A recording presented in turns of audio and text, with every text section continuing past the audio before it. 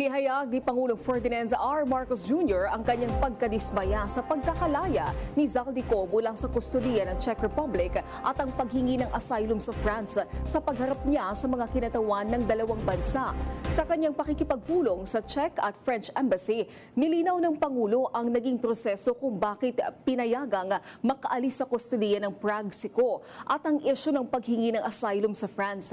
Tinalakay din sa pagpupulong ang posibleng naging lapses at kung paano matutulungan ng Pilipinas na maibalik sa bansa si Ko. Una nang kinumpirma ng palasyo na naghain ng petisyon si Ko para sa political asylum. Ayon naman sa Foreign Affairs Department, nakansela na ang regular at diplomatic passport ni Ko pero baka gumamit siya ng expired passport para makatawid pa Germany mula Czech Republic. Tiniyak naman ng Pangulo na nananatiling matatag ang relasyon ng Pilipinas sa France at Czech Republic.